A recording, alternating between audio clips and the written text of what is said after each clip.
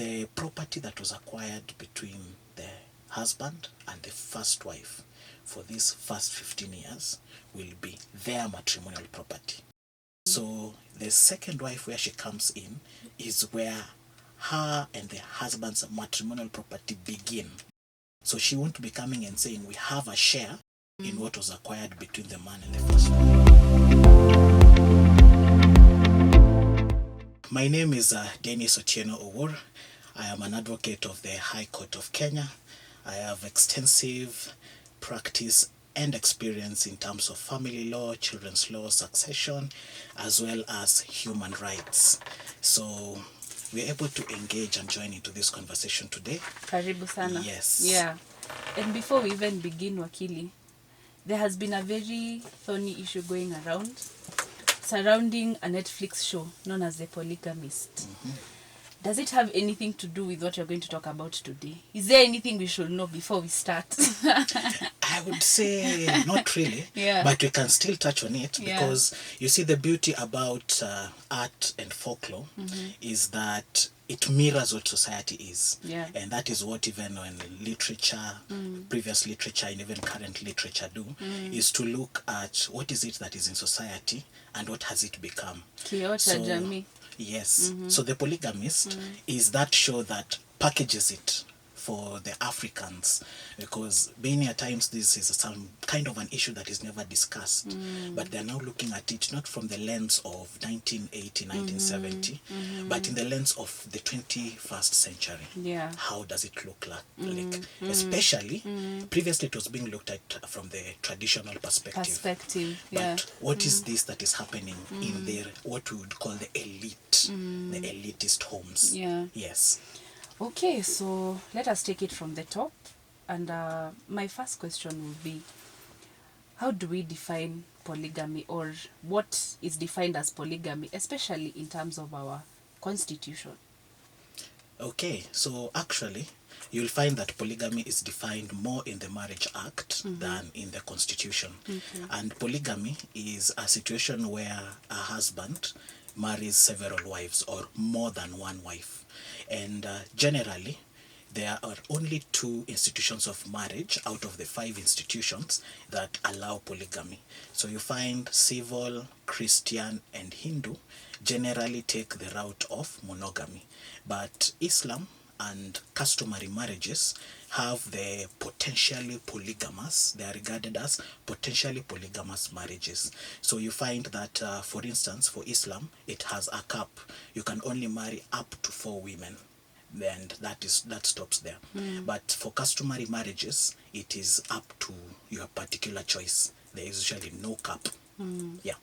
You have defined it as a husband having more than one wife. Yes. Why is it not the other way around?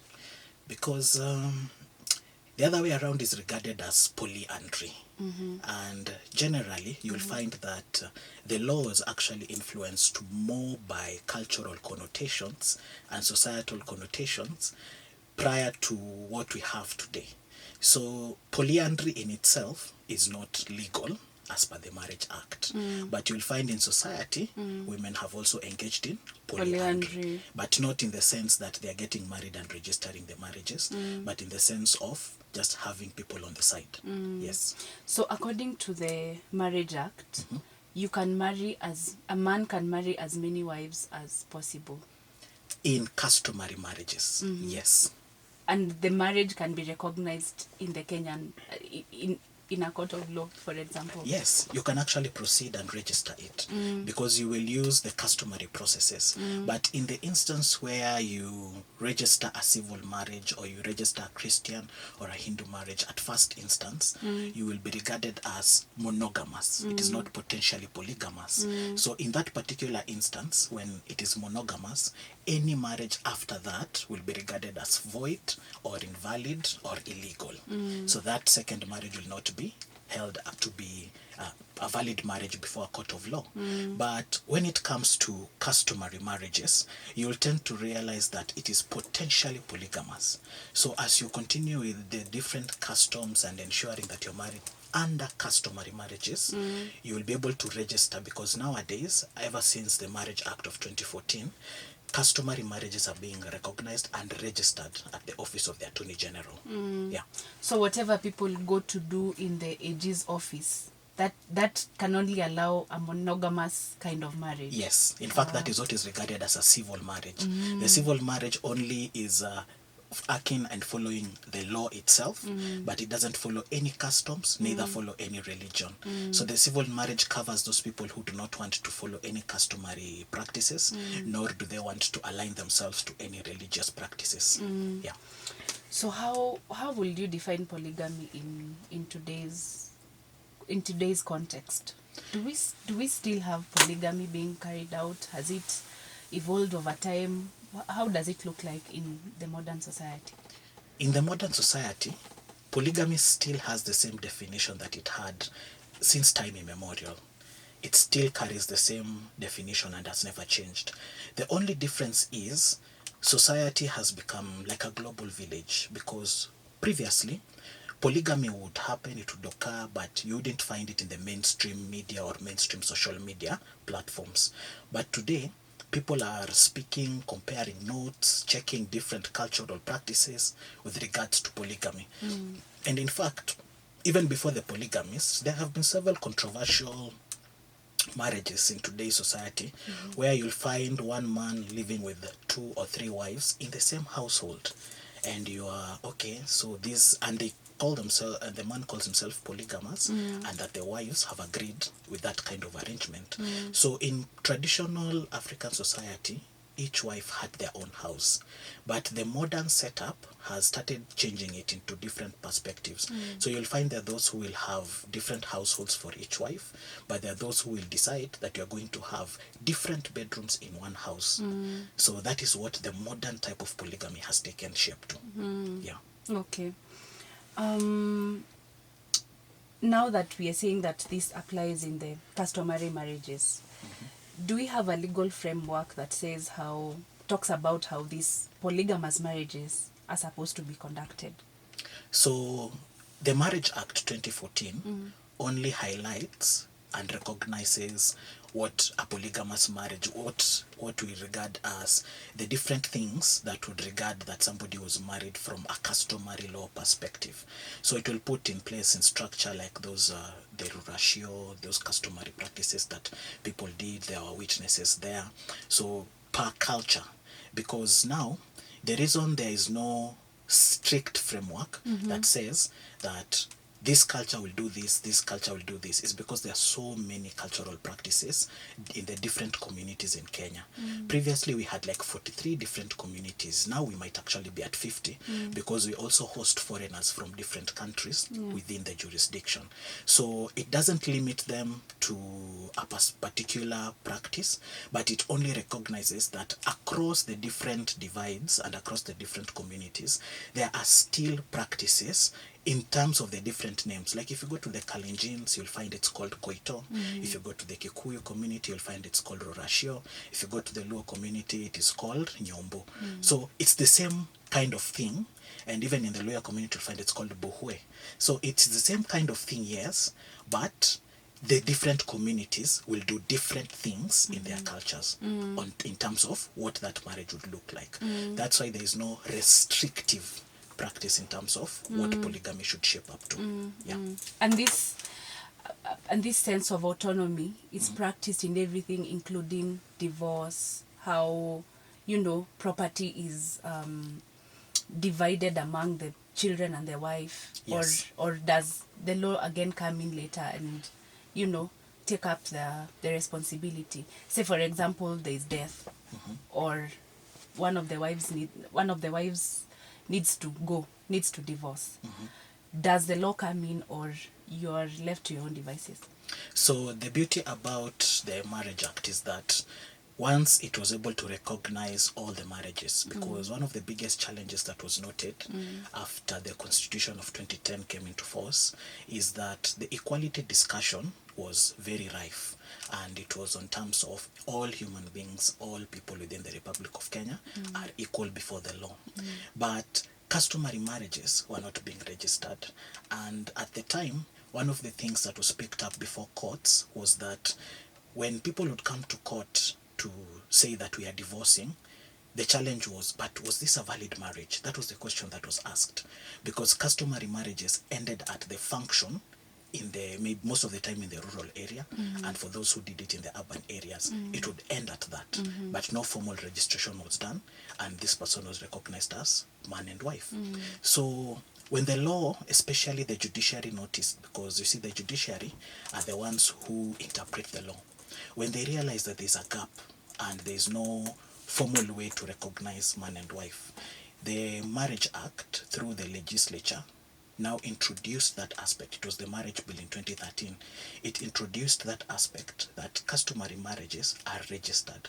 So now the effect of this registration comes into the point that at the point of divorce, you're able to actually produce a document that indicates that actually we are man and wife, as opposed to before, where you are even asked for so much evidence to prove that you're married. Yeah. And this was such a burden, mostly, that was being carried by the women. Yeah. So the divorce is actually covered. The divorce process is also covered under the Marriage Act. Now, when it comes to issues of division of matrimonial property, you'll find that there's an act that supports that aspect. Yeah, it's the Division of Matrimonial Property, the Act, Matrimonial Property Act. Then you'll find that in terms of when death occurs, there is only one law that hosts and houses everything regarding death, and that is the law of succession. So the law of succession under Section 40 will actually provide step-by-step processes on how polygamous situations will arise and how then property will be divided in the instance that the man has died intestate. And intestacy means the man or the person has died without a will. Otherwise, there are other instances where the person can decide, or the husband can decide, to just write a will and divide all the different properties on all the different households.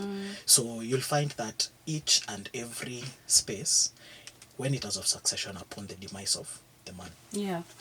Maybe, Wakili, we can go deeper into these two issues, because the listener will want to know. Okay. Now, for example, when you talk about division of the matrimonial property, Yes. how does it go about now that it is covered, now that we have learned that it is covered in the law? So how does the law go about it? So how the law goes about it is actually an application is made. The first thing, one of the first key documents or one of the first key processes is that, one, there must be a divorce that was conducted. There must be a divorce.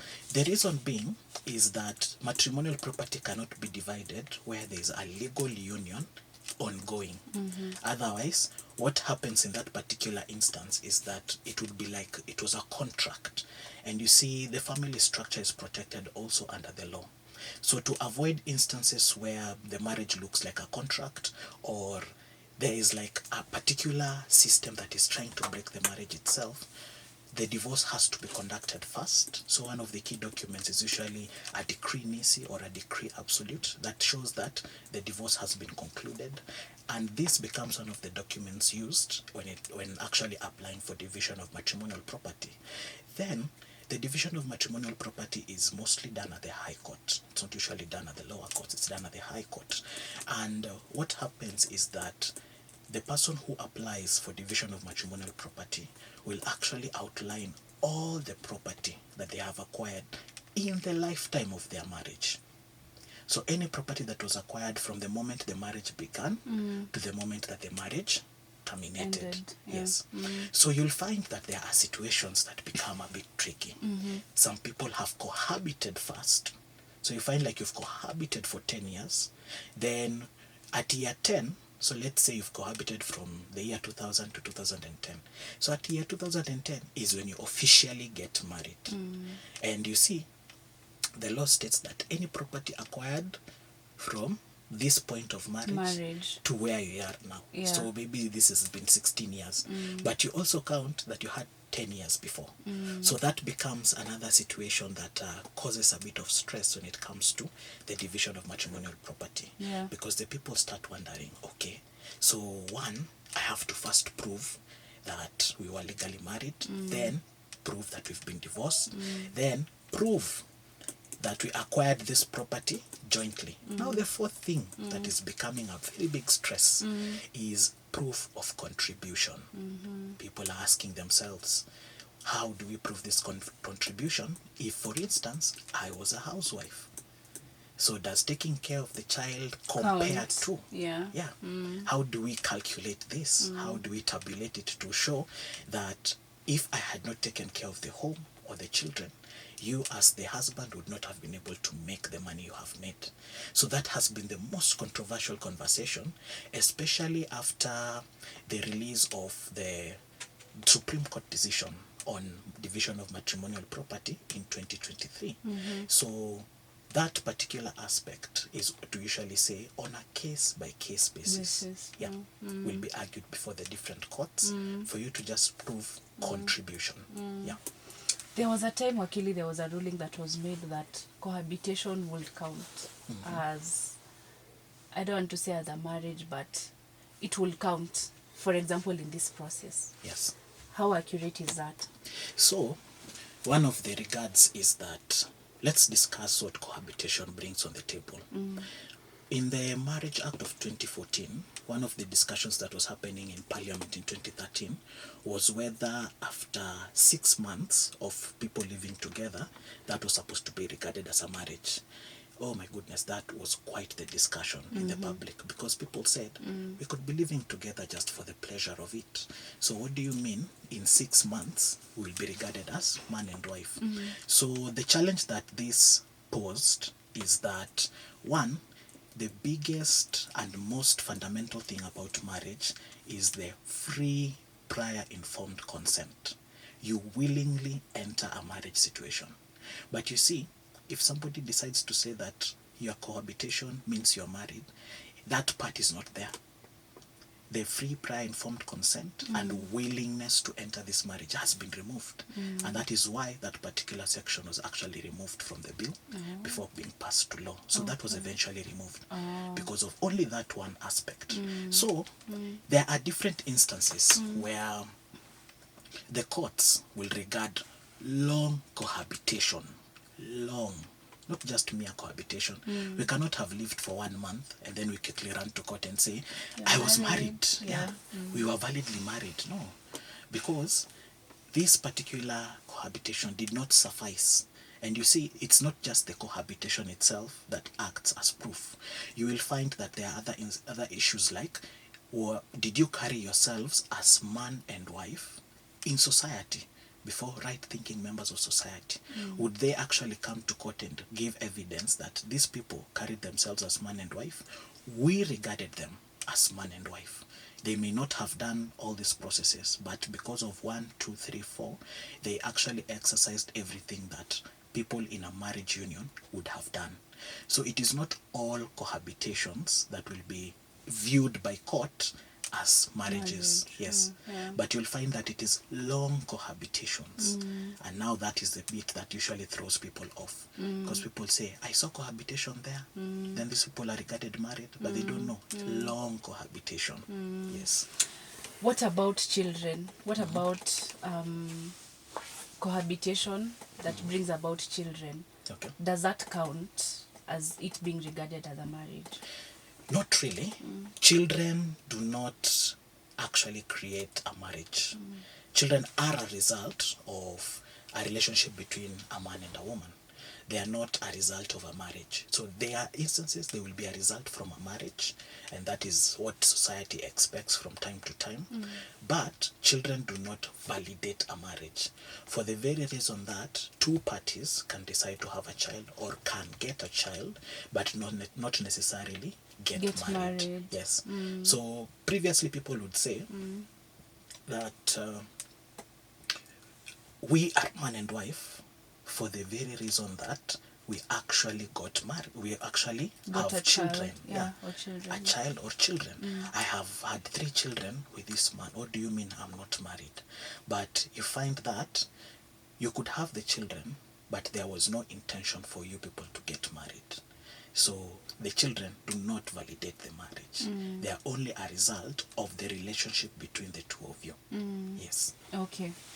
let's cross over Wakili to succession. Yes. So a man has passed on, intestate, you said, and they had 4 wives and about 8 children. Yes. So how will the law go about the division of the property or succession? So what happens is that each household is usually counted as a unit. Each household. So the man had 4 wives. Let's say even the 8 children was not 2, 2, 2. Maybe one wife had 1 child, another wife didn't have any, and another wife had like 4, and another wife had 3. So you find the total is 8 kids. So what happens in this instance, and how the law of succession puts it, is that each household will be counted by the number of children, and the wife is also added there. So in the house where the lady had 1 child, they'll be regarded as 2 units. The house where it was only the wife, she'll be regarded as 1 unit. And the house where they had like 4 children and one wife, that is 5 units. And the last one would be 3 plus 1, 4 units. So how the property is divided is with the number of units, such that that is 8 plus 4, 12, property will be divided equally to each one of them. So even if one house has 4 kids and you start saying it is unfair, it's because they are looking at the aspect of, if we give everyone equally, it will bring about imbalance. But if we give equitably, it will balance that aspect of different houses having different burdens in terms of financial impact on them. That is why the law of succession provides, especially where the man dies intestate, every house is counted in unit form, and all the people combined, and the property is divided equally amongst all of them. Yes. So it does not count whether you were the first one, whether you had more children. Now, the more children, we've actually addressed it. Yes. Because the house that has more units, once it has been divided equally, you will find that the house that has 5 people in it will get more property from it. Now, the conversations that usually bring a lot of headache in modern society is the bridge between matrimonial property and the bridge of succession. So in matrimonial property, let's put it, for instance, the first wife was married for like the first 10-15 years. Then the second wife came on board. So what happens in this instance is that the property that was acquired between the husband and the first wife for these first 15 years will be their matrimonial property. So the second wife, where she comes in, is where her and the husband's matrimonial property begin. So she won't be coming and saying we have a share in what was acquired between the man and the first wife. It will be from where she came in to where she's continuing. And it is property solely acquired between her and the husband. Then where even if the third wife or the fourth wife comes in, same methodology. So many a times people believe I can just come in late and then we will acquire everything. Yes. And that becomes quite of a challenge, because now you will be asked all this particular property, and there are very many different safeguards to ensure that at the point of death, property remains in the different households. Because in as much as polygamous situations and the division of matrimonial property, there is another instance that becomes a catch. If this first wife would want to protect the property that was acquired with the husband, they could have the property registered jointly. So at the demise of the husband, the property automatically becomes theirs. It won't be a subject of intestacy. So in that particular regard, you find that property has been protected after death. So many people don't usually know this, and most of the time men won't register their properties jointly with their wives. Yes. They will always register in their own names. Yes. That becomes the catch.